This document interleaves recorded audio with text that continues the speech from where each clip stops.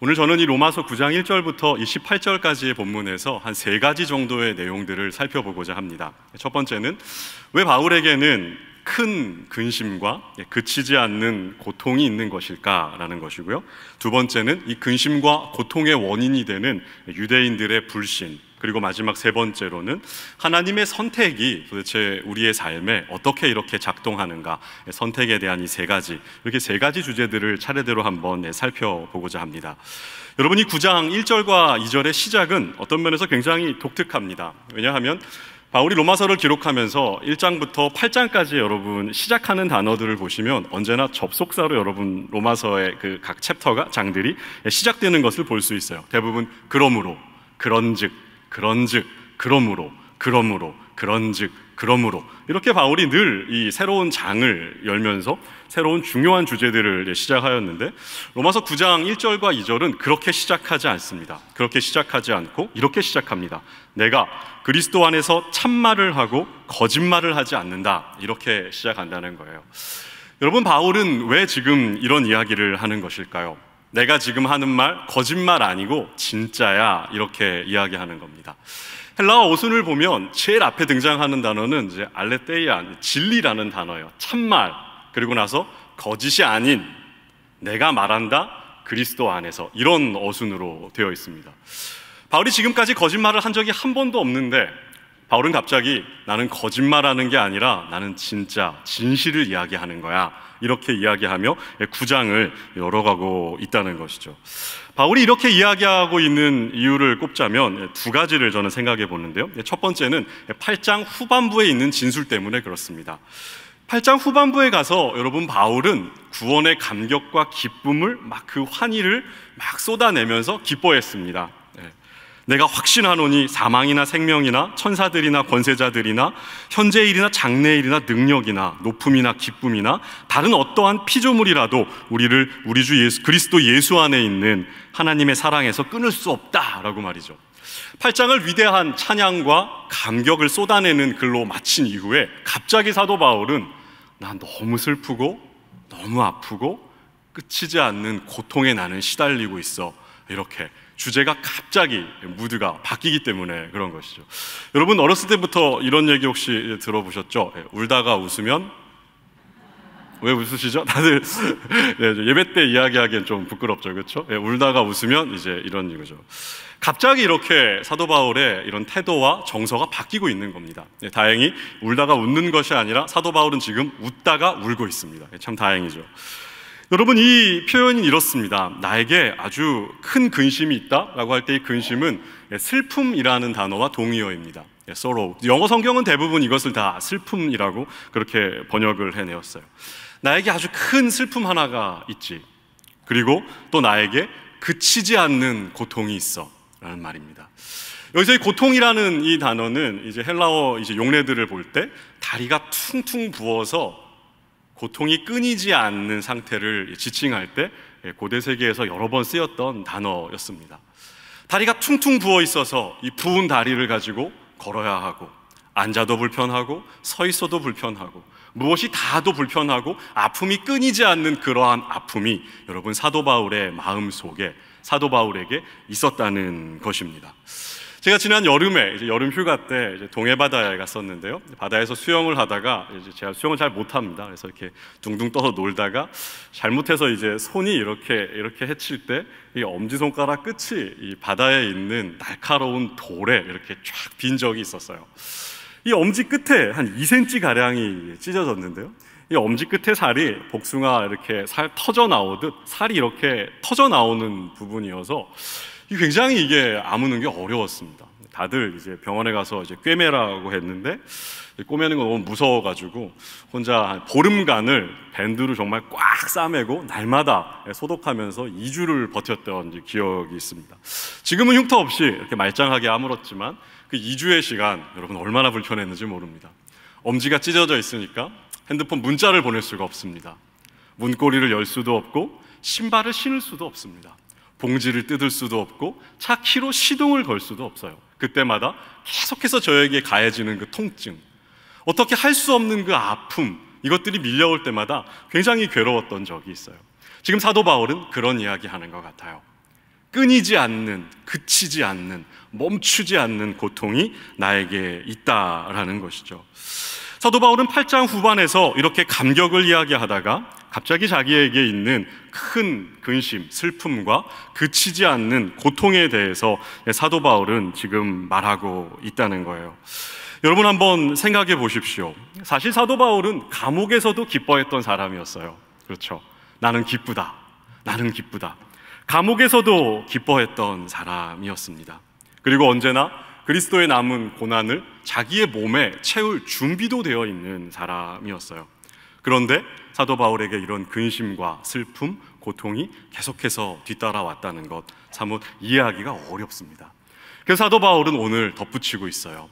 나는 참말을 하는 것이고 거짓이 아니고, 뿐만 아니라 뭐라고 마지막에 이야기합니까? 1, 2절 그 하반부에 보면은 내 양심이 성령 안에서 나와 더불어 증언을 한다, 이렇게 기록해 놓았습니다. 사도 바울은 자기의 이 근심과 슬픔의 배후에 성령이 있다는 것을 이야기합니다. 이것은 굉장히 중요합니다. 왜냐하면 지금까지 사도 바울이 로마서 1장부터 8장을 지나오면서 성령에 대한 이야기들을 여러 번 쏟아놓았기 때문에 그렇습니다. 여러분 집에 가서 시간이 있으시면 한번 로마서 8장을 한번 읽어보십시오. 로마서 8장은 성령의 장이라고 불릴 만큼 성령에 대한 언급이 어마무시하게 등장합니다. 로마서 1장부터 7장까지 성령이라는 단어는 단 6번밖에 등장하지 않고 로마서 9장에서 16장까지는 딱 8번밖에 등장하지 않는데, 그에 반해서 로마서 8장 이 한 장에는 성령이라는 단어가 무려 19번 가까이 등장합니다. 성령은 어떠한 영입니까? 우리가 하나님의 자녀라는 것을 증언하는 영이고, 우리를 위해서 기도하는 영이며, 그리고 우리 안에 내주하시는 영이고, 우리를 하나님께 대하여 살아있는 자로 만드는 영이고, 하나님과 끊임없이 교제를 할 수 있도록 만들고 율법의 요구를 이루어주는 영이며, 우리 안에 있는 욕망과 죄를 죽이는 영, 이 거룩한 영이 성령이다. 사도 바울은 지금까지 1장 이후에서부터 성령에 대한 이야기를 계속해 왔거든요. 9장 1절에서 오늘 뭐라고 이야기합니까? 그 성령께서 내 근심과 이 고통, 이 슬픔의 배후에 있다는 것입니다. 성령이 그것을 지지한다는 것이고, 성령이 그것을 인정한다는 것이고, 성령이 이런 나의 이야기에 증언하실 것이다. 사도 바울은 그렇게 지금 이야기하고 있는 것과 같아요. 여러분, 사도 바울은 다시 말씀드리지만 8장 후반부에서 구원의 감격과 기쁨을 노래했지만 9장 1절과 2절에서는 슬픔과 근심을 노래한다는 것이죠. 왜 그렇습니까? 구원에서 멀어져가는, 구원받지 못한 사람들을 향한 슬픔을 성령께서 주시기 때문에 그렇습니다. 여러분, 성령의 사람은 구원의 기쁨과 감격을 아는 사람일 뿐만 아니라 구원받지 못한 이들을 향한, 구원에서 멀어져가는 이들을 향한 슬픔과 근심과 고통을 아는 사람이다. 우리는 그렇게 생각해 볼 수가 있을 것 같아요. 여러분 혹시 이런 슬픔 있으십니까?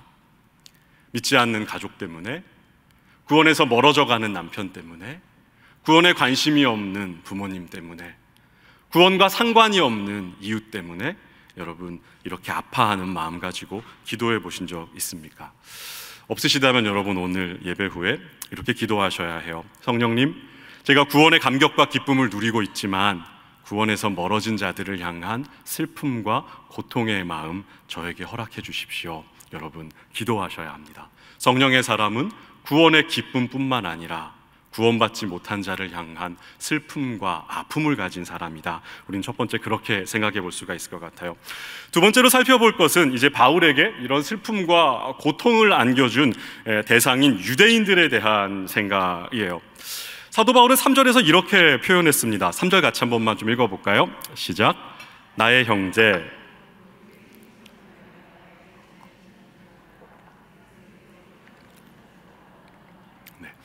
사도 바울은 유대인들을 향하여서 나의 고륙의 친척이다 이렇게 이야기했습니다. 정말 사도 바울은 유대인이었기 때문에 가족들도 유대인이었고 친척들도 다 유대인이었기 때문에 우리는 사도 바울의 이 고백이 참 이상한 말이 아니다, 우리는 그렇게 쉽게 이해할 수가 있습니다. 하지만 단순히 가까운 친척만을 의미하는 것이 아니라 지금 유대 민족 전체를 사도 바울이 마음에 품고 있다는 것을 우리는 한번 생각해 볼 필요가 있을 것 같아요. 그런데 여러분, 사도 바울이 뭐라고 이야기합니까? 내가 저주를 받아 그리스도에게서 끊어질지라도 나는 원하는 바야, 이렇게 기도하고 있다는 것이죠. 사도 바울이 이렇게 아파하고 눈물을 흘릴 만큼 여러분, 유대인들은 사도 바울에게 사랑스러운 존재였을까요? 아닙니다. 지금까지 사도 바울의 인생을 우리가 생각해 보면 사도 바울에게 유대인들은 정반대의 사람들이었어요. 한때는 동족이었고 한편이었지만 사도 바울이 회심을 하고 난 이후에 사도 바울은 유대인들에게 민족의 반역자요 배신자로 낙인이 찍혔던 사람입니다. 유대인들은 사도 바울을 볼 때마다 잡아 죽이려 했고, 때로 기절할 때까지 몽둥이로 때린 적도 있고, 간계를 놓고 덫을 놓고 사도 바울의 사역을 끊임없이 방해하는 사람들이었어요. 죽자고 달려들며 사도 바울을 뒤쫓고 있었던 사람들, 그러한 사람들, 나를 핍박하는 내 원수와 같았던 사람들이 사실 유대인들이었기 때문에 그렇습니다. 여러분이 로마서는, 한 학자는 이 로마서를 생각할 때 사도 바울의 유언이라고 생각하는 학자도 있습니다. 왜 그러냐면 이 로마서는 AD 57년경에 사도 바울이 세 번째 3차 전도 여행 중에 고린도에 3개월 동안 머물면서 기록한 서신으로 알려져 있습니다. 사도 바울은 이제 이 고린도를 떠나서 이 로마서를 다 쓴 후에 고린도를 떠나면 어디로 갈 것이었냐면 예루살렘으로 갈 거였어요. 기근에 시달리고 있는 예루살렘에 소아시아 교회에 있었던 교회의 연보를 가지고 예루살렘에 전달할 사도 바울은 그러한 이제 계획이 있었습니다. 실제로 사도 바울은 예루살렘에 돌아가기 전에 마지막으로 썼던 서신이 이 로마서였기 때문에 그렇습니다. 사도 바울은 예루살렘으로 가면서 어떻게 생각했냐면 사도행전 20장 22절과 23절에 이렇게 사도 바울은 자신의 경험을 기록해놨습니다. 보라, 이제 나는 성령에 매여 예루살렘으로 가는데 거기서 무슨 일을 당할는지 알지 못하노라. 오직 성령이 각 성에서 내게 증언하여 결박과 환난이 나를 기다린다 하시니, 내가 예루살렘에 가면 유대인들에게 무슨 일을 당할지 나는 알지 못한다. 성령께서 결박과 환난이 나를 기다린다고 말씀하고 있는데 나는 그곳으로 갈 거야. 사도 바울은 죽을 수도 있는 예루살렘을 향하여 가면서 마지막으로 이 로마서를 쓰고 있는데, 그렇기 때문에 로마서가 유언의 성격을 갖고 있다라고 학자들은 보기도 한다는 것이죠. 이렇게 사도 바울로 하여금 유언을 기록하게 했던 사람들 누굽니까? 바로 이 유대인들입니다. 하지만 바울은 이들을 바라보면서 이런 애통한 마음, 슬픔을 가졌다는 거예요. 여러분, 누가 생각나십니까? 원수를 향하여서 용서를 빌었던 예수님의 십자가 기도가 생각나지 않으세요? 누가복음 23장 34절에 예수님의 십자가 기도 이렇게 기록해놨어요. 예수께서 이르시되 아버지, 저들을 사하여 주옵소서. 자기들이 하는 것을 알지 못함이니이다. 자신을 때리고 자신을 조롱하고 십자가에 못 박았던 자들을 향하여서 아버지, 저들을 용서해 주십시오 라고 기도했던 예수님처럼 사도 바울은 지금 자기를 죽이려 하고 자기를 때리고 끝까지 핍박하고 죽는 날까지 괴롭히려 하는 유대인들을 향하여서 내 마음이 너무 슬프고 나 너무 아프고 내가 저주를 받을지라도 저들이 구원 얻기를 기도하고 간구하고 있다는 것이죠. 우리는 복음 전도를 생각할 때 우리는 나이스하고 아주 좋은 일들이 일어날 것들 기대하는 것 같습니다. 우리의 말들을 잘 들어주지 않는 것은 기대도 안 하지만 실제로 원수와 같은 사람에게 내도 복음을 전해야 하는가, 그들을 위해서도 내가 눈물을 흘려 기도할 마음이 있는가, 우리는 그런 것들 별로 생각하고 싶어 하지 않는 사람이에요. 하지만 오늘 사도 바울은 그런 원수들을 위해서 내가 아파하고 성령께서는 그 아픔과 고통을 증언하고 인정하고 계신단 말입니다. 사랑하는 우리 남서울교회 성도 여러분, 2주 후에 우리는 이 자리에서 새생명 축제를 하게 됩니다. 여러분, 새생명 축제 기도로 잘 준비하고 계십니까? 제가 작년에 남서울교회에 와서 첫 번째 새생명 축제를 이렇게 지내면서 전 저희 교구 식구들에게 당부했던 일들이 있었어요. 누구나 다 우리가 예배당에 사람들을 데리고 오는 것은 우리는 준비가 안 됐을 수 있잖아요. 아직 관계도 아직 멀었고 올만한 사람이 또 많지도 않고 누구나 다 데리고 오는 것, 못하는 것들은 당연한데, 그런데 우리가 기도로 복음을 전할 사람을 기도로 작정하는 것, 이것은 누구나 할 수 있는 것 아니냐.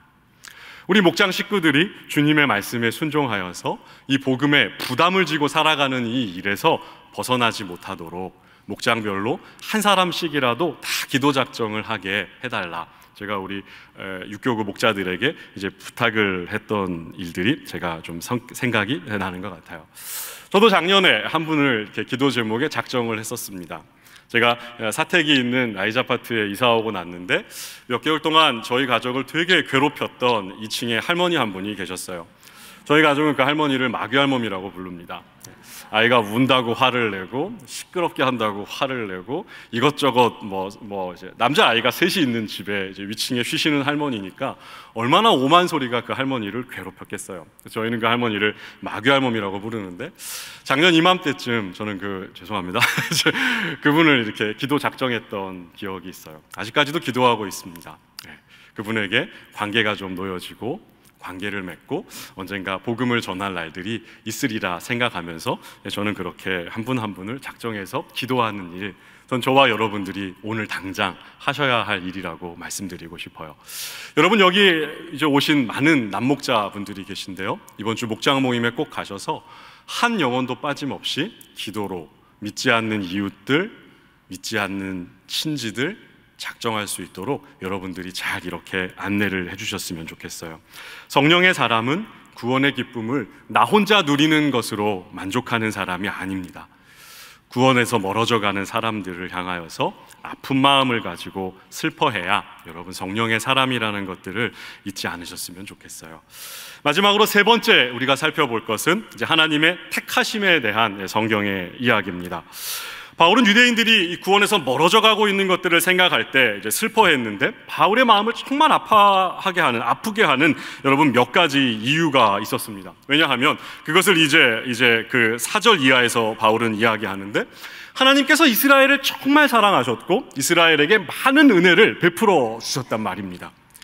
이 땅에 있는 어떠한 민족도 하나님의 백성이라 일컬음받은 백성이 없었고 어떠한 민족에게도 언약을 주신 적이 없었고 어떠한 민족에게도 제사를 가르쳐 주셔서 죄 용서와 하나님의 임재를 누리게 했던 민족은 이 땅에 어떠한 유대인 외에는 없었다는 거예요.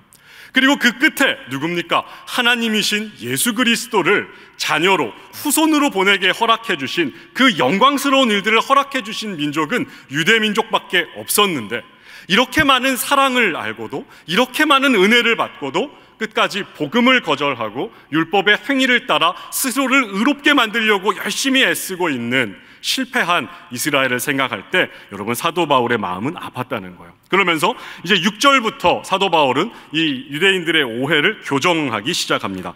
먼저 6절부터 9절에서는 이삭에 대한 이야기를 쏟아놓아요. 하나님의 백성, 하나님의 자녀는 그냥 혈통으로 되는 것은 아니라는 거예요. 내가 그냥 유대인으로 태어났기 때문에 우리가 하나님의 자녀가 된다라고 생각하냐? 선민의식을 가지고 그냥 된다라고 생각하냐? 첫 번째, 아닌 이유 내가 알려줄게. 이삭의 때를 생각해봐.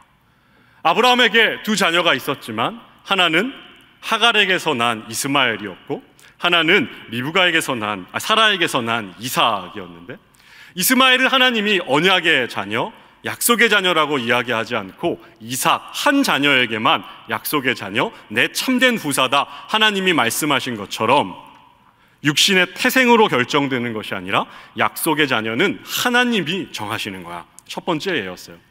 이렇게 질문하자 유대인들은 또 반문할 수 있었겠죠. 당연하죠. 정부인은 사라였으니까요. 하갈은 종에 불과하지 않았습니까? 원래 이 적통은 이삭이었으니까 당연한 것 아닙니까? 라고 유대인들이 질문할 수 있겠죠.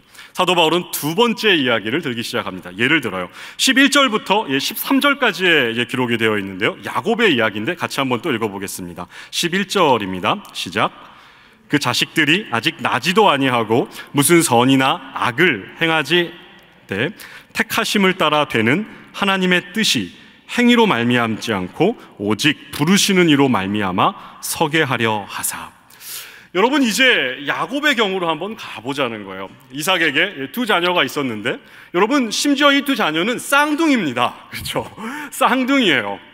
정말 차등을 둘 수가 없어요. 뱃속에서 그냥 누가 먼저 태어났냐 이걸로도 우열을 가릴 수가 없이 쌍둥이였단 말이에요. 쌍둥이 중에서 하나님이 야곱을 택하고 에서를 택하지 않으셨잖아요. 버리셨잖아요. 그 이야기 하는 거예요. 하나님이 야곱을 택하실 때 무슨 이유가 있었냐는 거예요. 야곱을 택하실 때 야곱이 뱃속에서 하나님 저 구원해 주세요 요구한 적도 없었어요. 하나님 사랑해요 고백한 적도 없었다는 거예요. 그리고 뭔가 다른 박질하여도 열심도 없었어요. 어떤 성실함도 아니고 요구했던 것도 아니고 야곱이 택함을 받을 만한 어떠한 이유도 없었던 그때 하나님이 에서가 아니라 야곱을 택했던 이유가 뭐냐 유대인들에게 묻는 거예요. 그 답이 뭡니까? 하나님은 긍휼히 여길 자를 긍휼히 여기신다라는 겁니다. 하나님이 그냥 뜻이 그렇다는 거예요. 하나님의 뜻이 그래서 하나님께서 뜻대로 그냥 내가 긍휼히 여길 자를 긍휼히 여기는데 너희가 뭔데 나에게 따지냐? 하나님은 그렇게 이야기하신다는 거예요. 이 논리를 더 강화하기 위해서 사도 바울은 모세의 예를 또 들기 시작합니다. 15절과 16절인데요 제가 15절 읽겠습니다. 모세에게 이르시되 내가 긍휼히 여길 자를 긍휼히 여기고 불쌍히 여길 자를 불쌍히 여기리라 하셨으니. 여러분, 유대인들은 지금 계속해서 언약의 자손이라는 것을 붙잡고 율법을 열심히 지켜서 율법의 행위로 하나님 앞에 의롭게 될 수 있다라고 생각한 나머지 이 땅에 언약의 성취로 오시는 복음 예수님을 거절하며 살고 있었습니다. 예수님을 믿어서 내가 하나님의 자녀가 된다는 것 나는 인정할 수 없고, 나는 그런 하나님에 대해서 알 수 없고, 내가 아는 것은 우리 조상과 언약을 맺으셨고 율법을 주셨고 이것을 열심히 지키면 너는 되는 거야 라고 구약의 숱한 선지자들이 이야기했으니까 나는 그렇게 그 길들을 계속 따라갈 거야 라고 이야기하며 복음을 거절하고 있는 유대인들을 향하여서 사도 바울은 이야기하는 겁니다. 너희의 택하심을 봐라. 하나님이 언제 너희의 행위를 보고 너희를 택했냐? 무슨 이유가 있어서 너희를 택했냐? 아니야. 하나님은 언제나 자기를 택할 자들을 자기가 택하시고 긍휼히 여길 자들을 긍휼히 여기시는 방식으로 하나님의 자녀를 만들어 가셨지. 지금은 우리에게 복음을 주셔서 모든 이방인들이 이 복음을 믿고 하나님의 자녀가 되도록 하는 것이 하나님의 진짜 뜻이야. 사도 바울은 그렇게 설명하고 있는 거예요. 마지막 이 세 번째 주제에서 저와 여러분이 생각해 볼 것은 이겁니다. 저와 여러분은 어떻게 구원을 얻었냐라는 거예요. 저와 여러분이 예수님을 만나고 믿게 되었을 때 여러분 혹시 하나님 저 만나주세요 라고 먼저 요청했던 분 계십니까? 여러분이 하나님을 아무것도 모를 때 여러분 하나님이 정말 여러분을 택할 만한 자격과 기특함과 남다른 열심과 도덕적인 어떠한 의와 선이 가득했기 때문에 그래서 하나님이 저와 여러분을 택한 것인가요? 아니잖아요. 여러분, 우리가 하나님 앞에 나오게 된 것은 우리가 상상하지도 않았을 때, 생각지도 못하였을 때, 기대하지도 않았던 어떤 사람을 통하여서 전해들은 복음, 그리고 그 복음이 들려질 때 우리 안에 생겨났던 믿음, 깨달음, 은혜, 이것 때문에 저와 여러분이 지금 이 자리에 와 있는 거잖아요.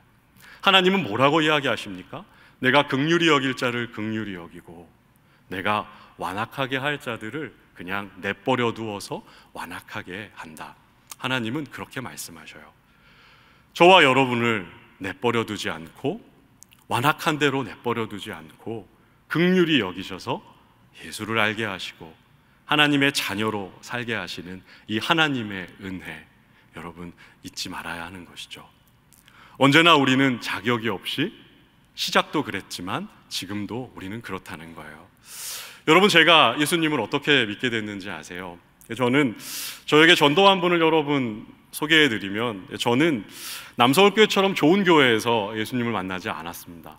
저는 중학교 때 선생님을 따라 나갔던, 여러분들에게 교회 이름을 이야기해도 전혀 알 수 없는, 이름 없는 신촌에 있는 한 상가 지하에 있는 개척교회에서 예수님을 만났어요. 저에게 복음을 전해줬던 분들은 학식이 대단한 분 아니었습니다. 판사도 아니었고 변호사도 아니었고 의사도 아니었고 교수도 아니었어요. 저희 교회에 굉장히 많은 직업군들이 그런 분들이시잖아요. 근데 저에게 복음을 전해줬던 분들은 국민학교만 졸업한 나이가 60, 70 가까이, 70이 가까이 된 어르신이었어요. 할 일이 없어서 교회 그레이스 봉고차 운전을 하시는 초등학교밖에 나오지 않는 할아버님, 그 할아버님이 저에게 전해줬던 복음을 듣고 저는 예수를 믿고 지금 여러분 앞에 서 있는 것이죠. 여러분의 옛날을 한번 생각해 보십시오. 여러분 대단한 교회에서 대단한 사람을 만나서 대단한 복음을 우리가 들은 것이 아니라 기대하지도 않았던 곳에서 기대하지도 않았던 시간에 정말 아무것도 기대할 수 없는 중에 우리는 하나님의 은혜로 주님을 만나 여기까지 와 있는 사람들이잖아요. 그 구원의 감격과 은혜, 감사의 마음, 그것들을 잊지 않고 여러분이 하반기에 남은 삶을 믿음으로 살아가시기를 주님 이름으로 축복합니다.